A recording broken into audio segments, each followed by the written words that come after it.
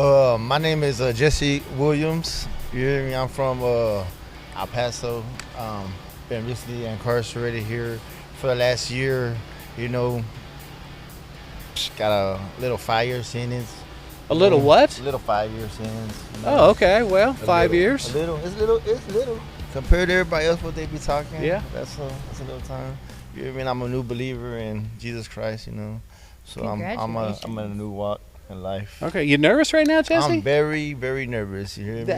I'm not gonna play with you. That's funny. It sounds like you're talking really low too. Yeah. Oh, does it? Hello. Yeah. No, you're doing. Yeah. Who knows? He talks low. Oh, right? okay. Can you imagine this? Jesse's nervous. Just like I would be nervous if I was in El Paso and I saw Jesse, I'd be nervous. You know?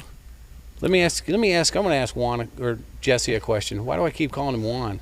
It's not very nice, is it? I'm going to get dummy slapped over here for that, aren't I? Jesse, I need a sign that says Jesse. Yes? Jesse, what is that? What? It's the cross. Okay. So let me ask you a question, Jesse, because I don't really know much about you. I know you're from El Paso. I know that one time in class you said I had a big beak. You did. They got this picture of this eagle on the wall. And for some reason, Jesse's like, that picture looks just like you. And what was I supposed to do?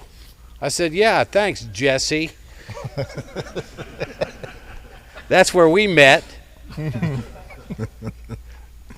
That's not very nice. It wasn't very nice, but what do you do? He left out the part where he started everything. I was just going with it. You know Okay, what? That first makes of all, sense. That makes a lot of sense. Yes. you think I'm going to start stuff here in a men's prison? There is no way. I'm on my best behavior here. Yeah. Yeah. What are you guys laughing about over I don't there? think you have best behavior. I do have best behavior. All right, Jesse, I'm going to ask you a question. You ready? Well, you are nervous, dude. I thought I'm sweating. you're sweating. How do you think I feel? It's like 100 degrees in here. I'm in a Christmas sweater.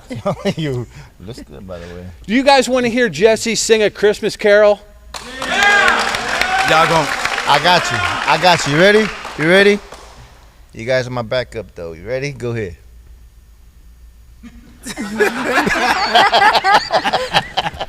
All right, Jesse. That's funny, man. I was hoping he was going to bust out in some sort of I thought he was. Frosty the Snowman or something, like, man. That would have been great. Yeah. All right, Jesse. So what was life like for you growing up?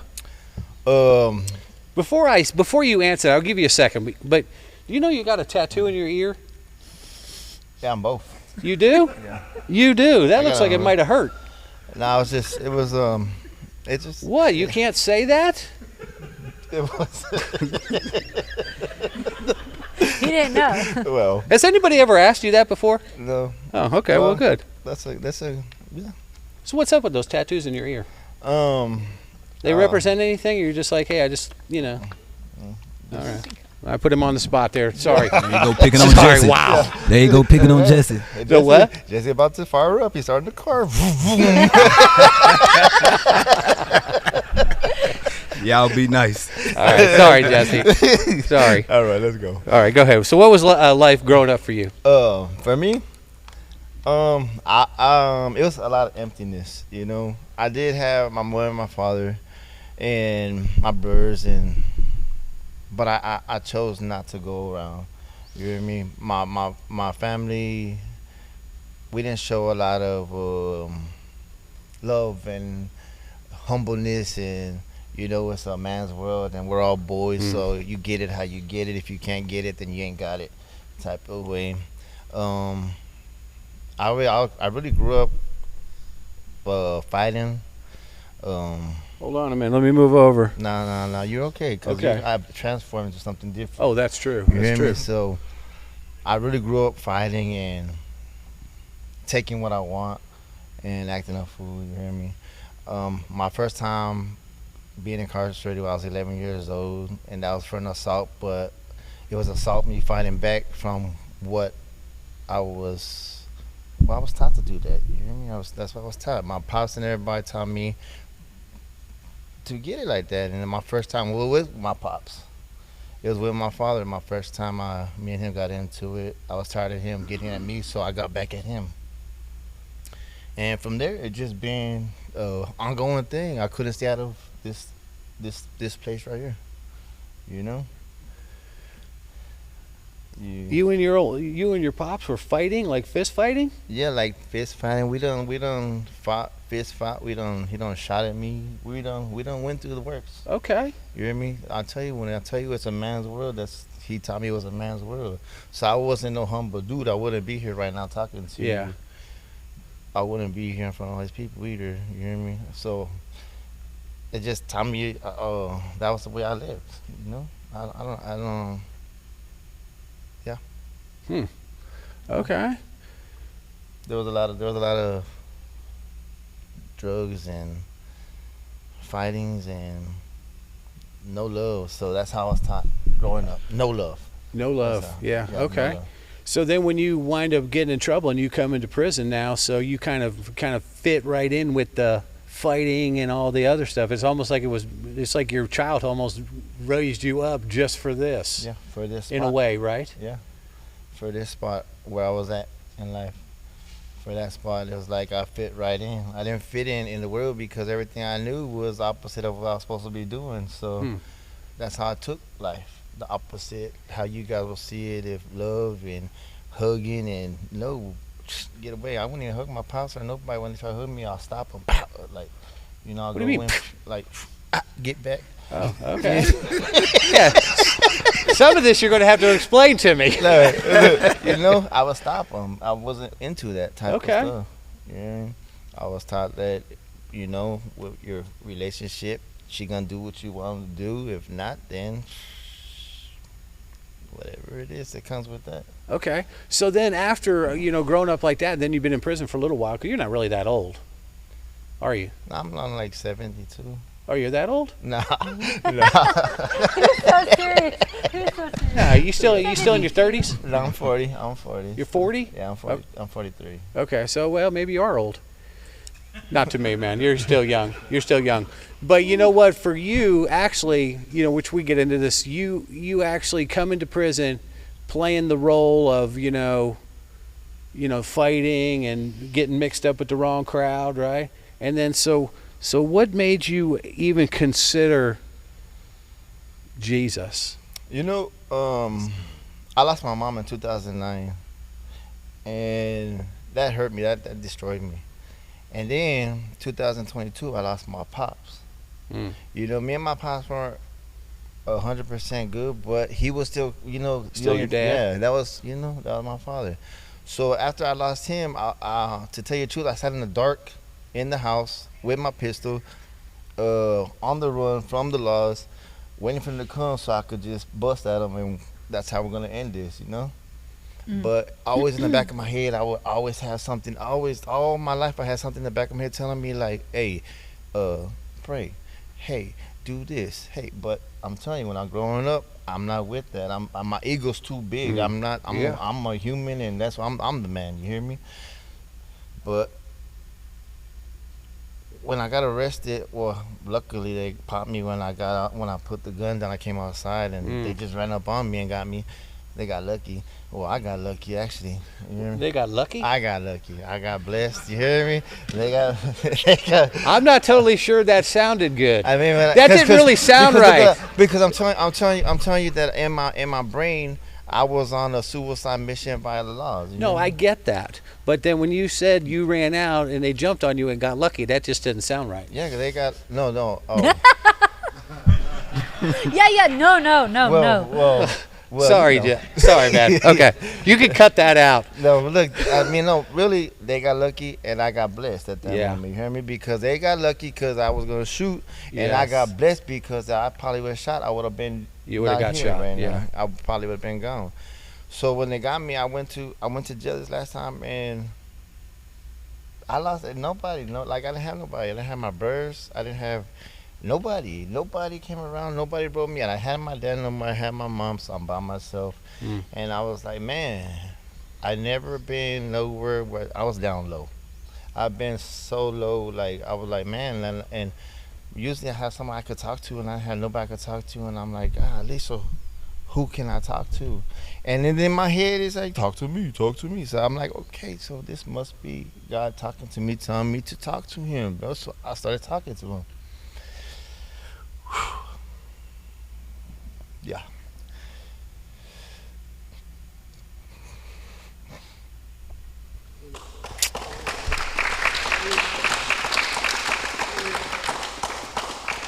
So I asked him to humble me because I'm tired of this. I'm tired of living like this. And I was really thinking I'm going to a penitentiary, and I went to penitentiary, and they put me in ag seg because my nephews didn't work at the cards as cops, so they put me in ag seg, and I'm there, and I'm like, man, I'm by myself, so I'm praying, and I'm like, God, I'm opening the Bible and I'm reading it, and I don't understand nothing, which I still don't understand nothing, but some stuff just comes to me. Yeah. It's like food.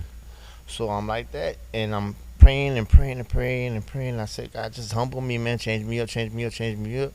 And then boom, he sent me over here with everything that I used to beat up, take from, everything else. People that have messed up charges, people that do this and that, and I'm here now, transform myself.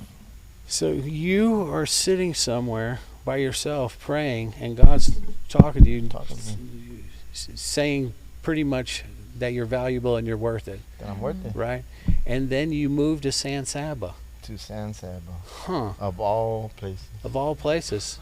Yeah. Of all places. Pope is here. Yeah. It's super close to El Paso from here. Yeah. Super close. If you're like in a jet airplane. Or you have a map just of the thing. Or if you just have a map. That's it. Or you got That's your fine. phone and it's only about that far. Yeah. Okay, Jesse. Well, I want to just keep asking him questions. You all right with that, JJ? Go ahead. Let me just keep asking Jesse some questions. So you get over here, and of course, how's God working in your life when you get over here? I mean, like, what was it that caused you to finally make a step for Christ? Because you know what? After being a tough guy, after being fighting guy, after being a control guy, it's got to be difficult to like switch over in a way. Not really switch over, but I mean, now when living for Christ, it's different than the old self, right? But what was it when you made the decision? It wasn't a decision I made right away. I would just fiddle and faddle, and I'll come to church services, and I sit in the back. If everybody see me, I sit in the back at first, and then I just slowly work myself up into the front. But what was your question? I have no idea. Oh, The gosh. question was when you hey man, that happens to the best of us, Jesse. You are old, bro. Both of y'all. He said he was 40. He ain't 40. He is 70. Go. Jesse, you ever do drugs when you were younger? No. Because that happens to me too. Right? So anyway, so you got over here, right? And then it was like, when did you make your commitment to Christ? You said it wasn't quickly. It wasn't. You even to come to church would be kind of a tough ordeal, and wouldn't it? It was slowly. I slowly were going through it, right? I'm sorry, I didn't know what the roll-off is. And I was getting it, and I started understanding stuff.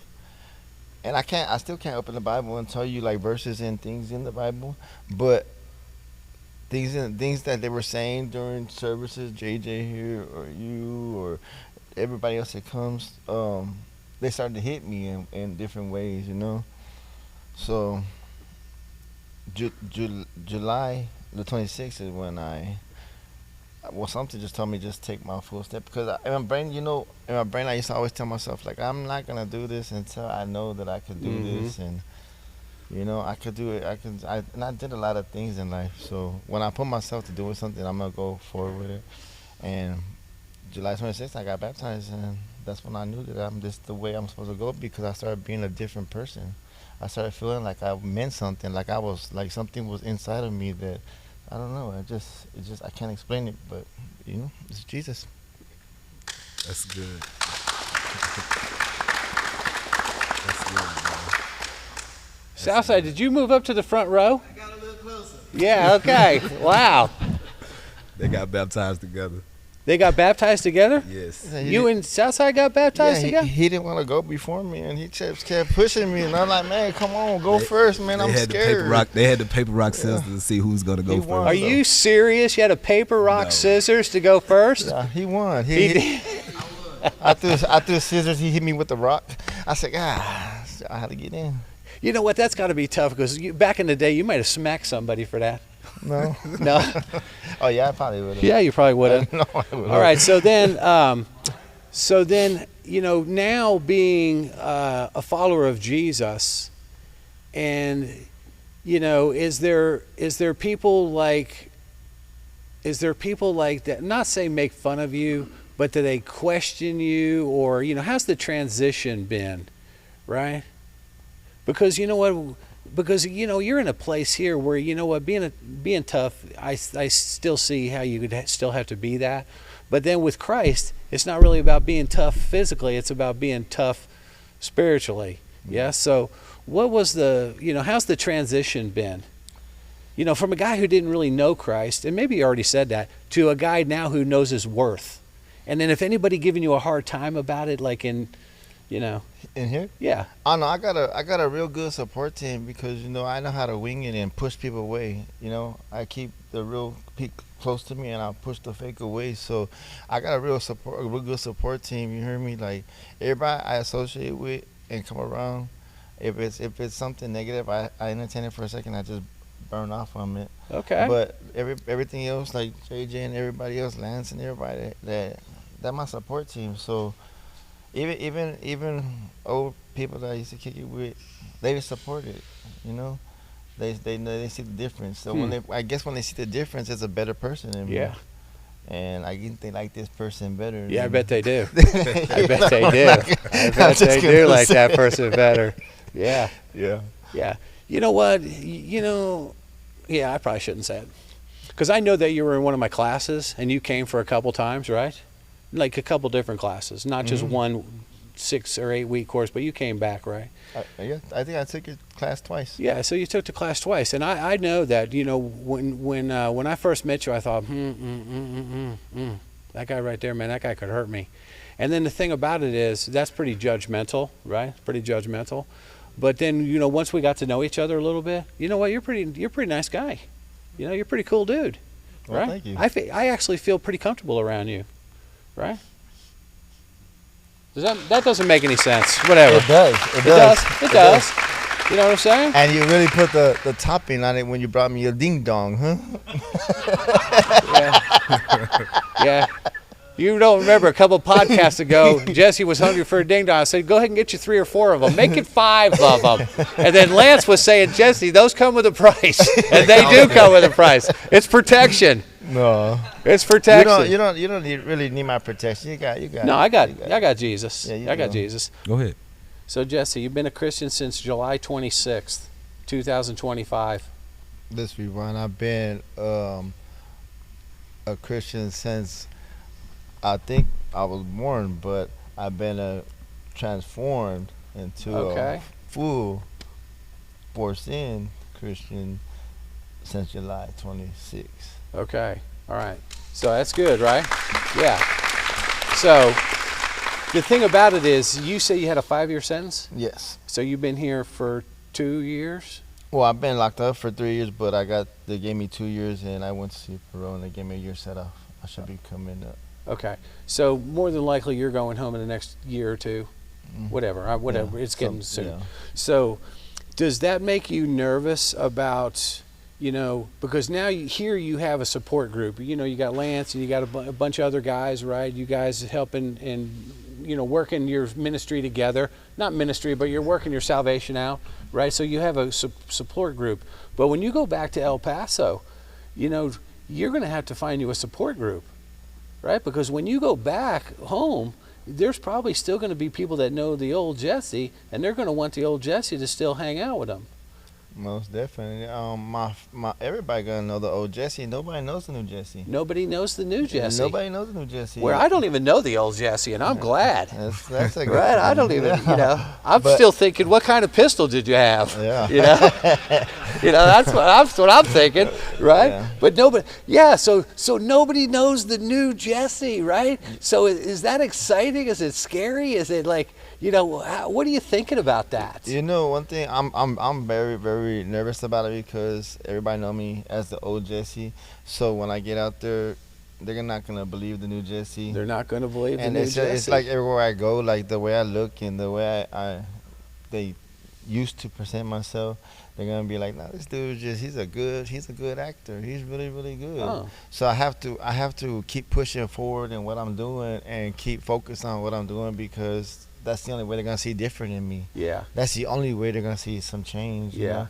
It's kind of crazy because sometimes I feel like I'm still the same person, but when I walk around, even here in the hallways, people be like, "Man, I'm proud of you," and I'll be like, "Proud of what?" You're like, what? Like, like, what did I do? Yeah. And they're like, "I seen the change in you." Yeah. You hear me? So I see it as this is my family for right now. So when I get out there and I get around my real family, I'm gonna have to do the same thing, and I'm gonna have to show them something different so they can be like. But you're gonna have to get involved somewhere. Yeah. Right, because you're involved here, but you're going to have to get involved somewhere else. I mean, and El Paso they're good about churches. There's church everywhere. It's just finding the right one. Right one. Yeah. Yeah. And that may not be that easy either because, you walk in and somebody will say, "Hey, look at that guy's ear." Or look at it. or look at him. He's big and he has tattoos on his face. Yeah. I mean, they're going to say a lot of things, but I'm gonna show them different. I have to show different. Yeah, but even though they may think that, but when they start to know the new Jessie, they will know. I mean, what a great witness for Jesus, because this is how I used to be, and I still have some scars over that. But the new me is completely different, and the only way that could have ever changed is Jesus. Exactly. Right. So I mean, what a positive, Yes, what indeed. a positive witness and a testimony, right? But there will be some people saying, "Yeah, that Jessie, he ain't never going to change. He's not changed. He's not changed." Because you know what? Some of those things, like those things in your ear, they're going to be hard to erase. I mean, they're going to be there, right? They're just going to be there. But you know what? When you see those, you say, "Man, that was the old me," right? No different than a couple podcasts ago when Dennis was up here. You remember that? And you guys don't really know, but Dennis says that I was the one in his life had the biggest transformation of anybody he's ever met, right? And then, there's going to be people in your life to where you're the biggest transformation of anybody they've ever met. And you know what? Here at this facility, when you're walking down the halls and you say stuff like, people are like, "Man, I'm really proud of you," because there's a lot of people that want to trust Christ, but they're afraid. They're nervous about it, or they want to see the get it together first. And you don't have to get it together first. If you got to get it together, you don't even need Jesus. Because I'm never going to get it together first, and I'm never going to get it together now. He's the one that gets it together for us. Yes? So what a great testimony and a great witness. Yes? Yeah, that's good. Yeah, good stuff, right, guys? Good stuff. So you know what? If I had a box of ding dongs right now, Jessie, I'd give you 4 or 5 of them. Well, I'd give you a dozen of them. I'm kind of working on my outer self, so I'll have. You're working on your outer self? on my outer figure. You hear me? All right. Well, you got a ways to go, Jessie. Yeah, I know. Oh my God! You set yourself up for that one. I know. All right, Jessie. You got a ways to go. Hey, wow. What have you been dieting on? Ding dongs, right? I've been dieting through the commissary, right? I've been cutting down my ice cream and my sodas and my candy bars tremendously. I cut them in half. I'm on a diet. That's about as much as I'm going to give Jessie, because we can go over to the weights, Jessie, and I could show you how to lift some weights. Nah, I don't think you have enough room for that beak under there. That's my safety bar. It goes down. I'm like, it doesn't come down any farther. It bigs off my nose. So, you have to go all the way down to your chest. I just have to go down to my nose. Oh, man. That's funny. No, I do have a question, though. Okay. I do. I've been thinking about it. So just from personal experience being someone who was in prison, and for a long time, and people watched me live my life a certain way, lost in, I was fighting, I had a fly mouth. I mean, I didn't. Yeah, I had a fly mouth, and I battled homosexuality, that whole thing. And so whenever I gave my life to the Lord and I started walking differently, it was really hard for people to take me serious. And it was like I was under a lot of scrutiny, because like whenever you lived your life a certain way and then all of a sudden you change up in a place like this, you have everyone watching you, because every single like cuss word you slip up with, every single, whatever it may be, whatever your poison is, every single mess up, you got eyes on you, quick to condemn you for, oh, I thought you were a new creation, I thought you were following Jesus, and you have to, if you're following the Bible and the way of Jesus Christ, you have to walk in meekness and grace and mercy and love and understanding, and sometimes you have to put your pride aside. So how is it like that in this place, in a men's facility, for you gentlemen? Like, how do you cope with that? How do you deal with that in a place like this? Like whenever people are quick to, because we're all human and we all mess up. Like Tom lets me know how I listen to things that aren't really great, like the music, Oh, you took offense to that. I did. Yeah.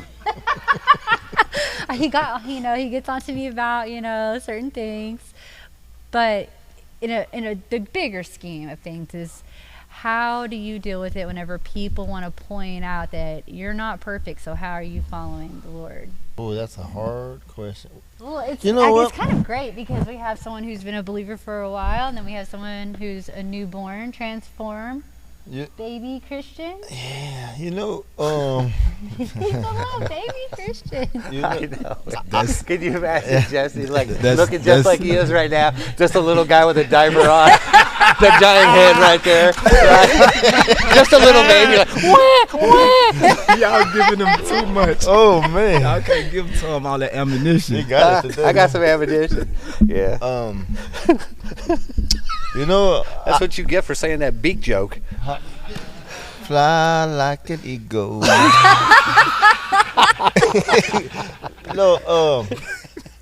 Me being fresh into a new Christian, I slip a lot.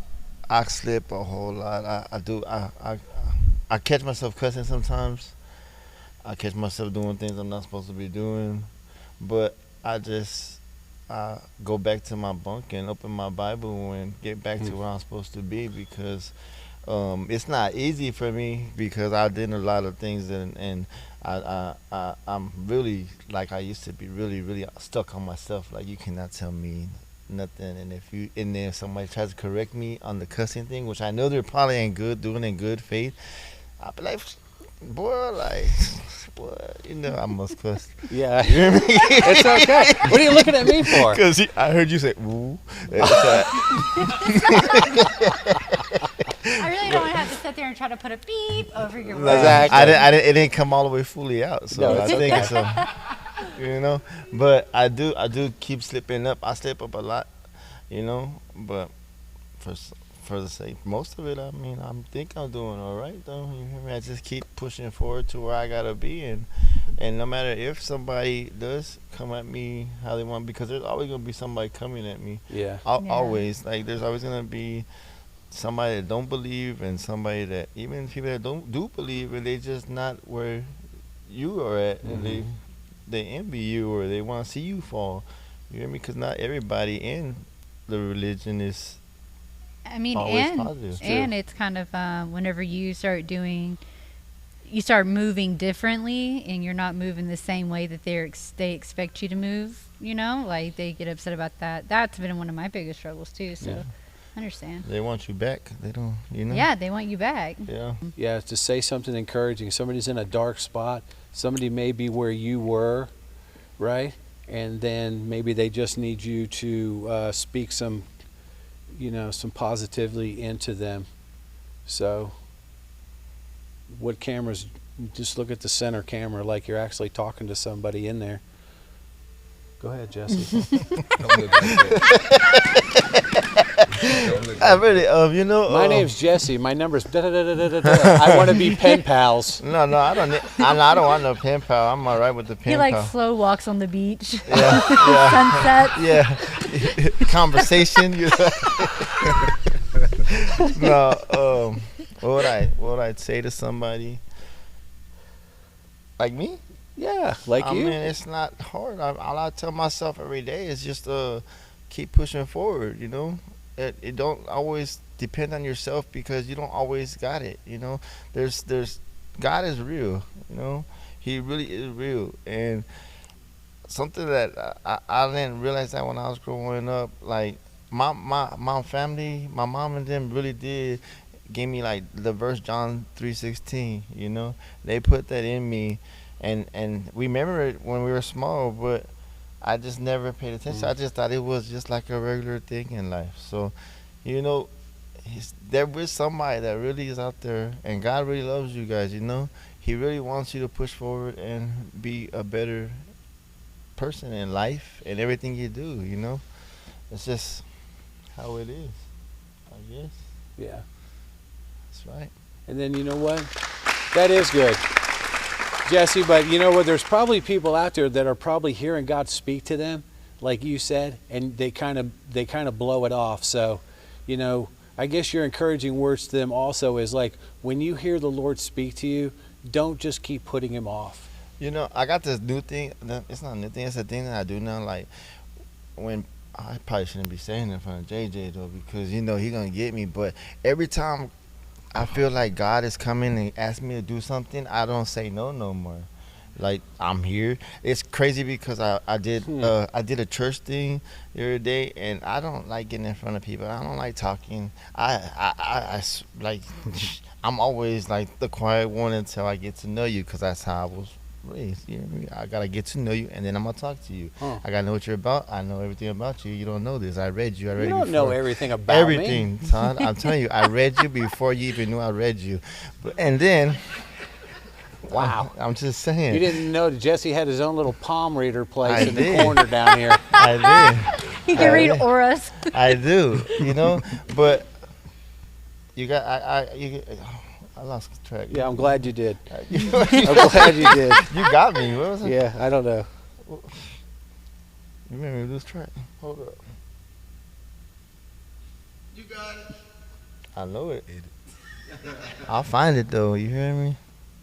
Where was I at? Is what I'm asking. I do that to people. You're the kind of person who, you don't really just like get up and talk. Oh yeah, there we go. Thank you, Kim. Well, look, I did a little thing. I did a little thing on church the other day, and I got up in front of everybody, and I read. It scared me, and God just works in a fast pace. I mean, I guess He put me in. Now look at me. Yeah. I'm up here and I'm talking, and you just gotta take the chances, man. You gotta obey what God is telling you to do, because it's in the spirit, it's not in the flesh. Yeah. And if you do it, you got it, and there ain't nothing He's gonna put in your way that you can't do. So that's where we're at in life. That's true. That's good. Right, I can't wait to show this to other prisons, and everybody's like, what's Jesse's name? What's Jesse? What's like, tattooed in his ladies, ear? calm He down, should have said his calm number. down. He should have held his number like this. Yeah, exactly. No. Exactly. And then we got the guys in the crowd out here. Hey, you guys. All right. So you just hang in there, and you know what? God's for you. He's not against you. And whatever you're going through, try not to make, if things are struggling, don't make any rash decisions today. Go to sleep, pray about it. Tomorrow's a brand new day. Yes? So everything's good. All right, we'll see you.